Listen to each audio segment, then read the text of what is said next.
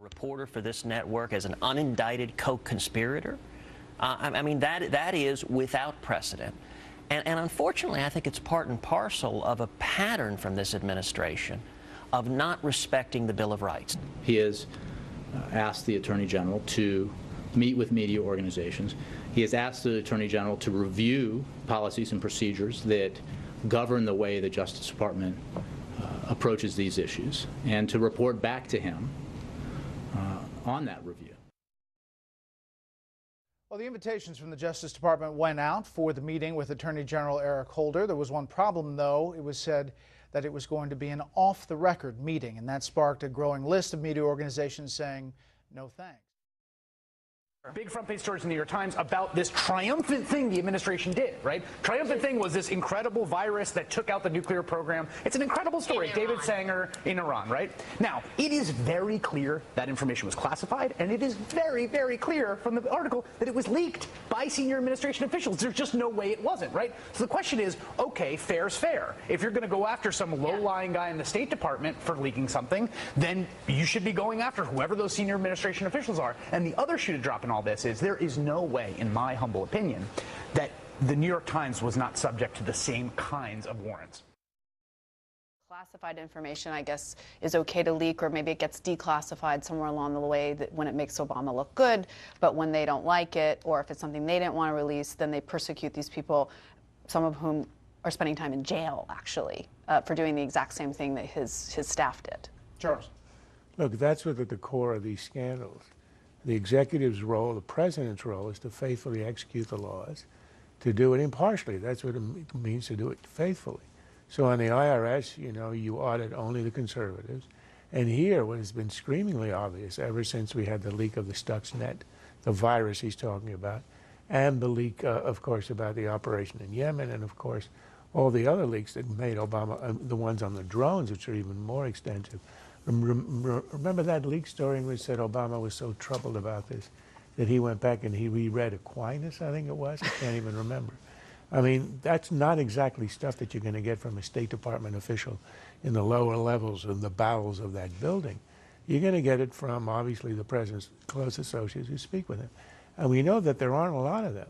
And it is scandalous that while going after this low-level guy over a Korean leak, which appears reasonably innocuous, and calling Rosen a co-conspirator, potentially a criminal over that, and just completely ignoring the torrent of leaks that made Obama look good. Again, if it makes you look good, you ignore that. If it makes Obama look bad, you nail the reporter, particularly if he's a Fox reporter. The farce here is that this whole exercise is about making the administration accountable. Well, the way to be accountable is to speak on the record. So everybody has a look at what you say, can see if it's true. And to make it off the record, of course, defeats entirely that purpose. There has been many arms agreements between us and the Russians for a long time. The Russians are committed to their agreement. All that was agreed with Russia will be implemented, and part of it has already been done. What I really worry about is that Assad will decide that since he's got these systems, he's somehow safer and or more prone to a miscalculation. So, you know, again, an unfortunate decision. It has been described, Charles, as a game changer when and if they get these anti-aircraft missiles. The question is what happens when they do, because Russia seems determined to get them to them. If it happens, the Israelis will take them out. The Israelis have to do it, not because they want to tilt the balance in the civil war. The Israelis have only enemies on all sides, so they don't have a dog in that hunt. But the problem is that it is extremely sophisticated. The range is over 200 miles. Israel is on the doorstep of Syria. Damascus is about the same distance from Israel as Baltimore and Washington, and it has a range of 200 miles. Israel is a country that's about that long and 8 miles wide at its waist. So it could actually attack Israeli airplanes over Israeli airspace. So Israel will never allow that kind of weapon to be in the hands either of the Syrians or Hezbollah. And the Russians know that. That's why I think the report that it's already been delivered is not true. The Israelis are saying it isn't. And the day all of the parts arrive and are assembled, they're going to be knocked out. We actually don't know.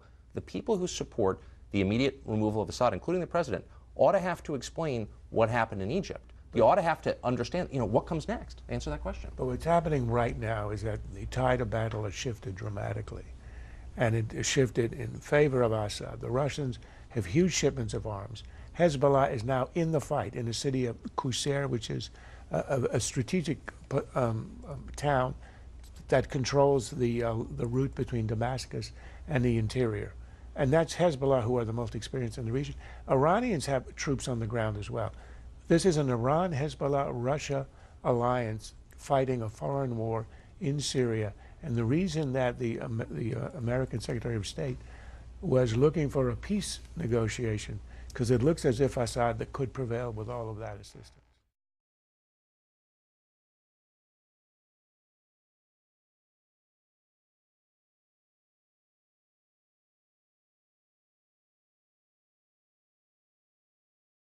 This has been a Sunfish production.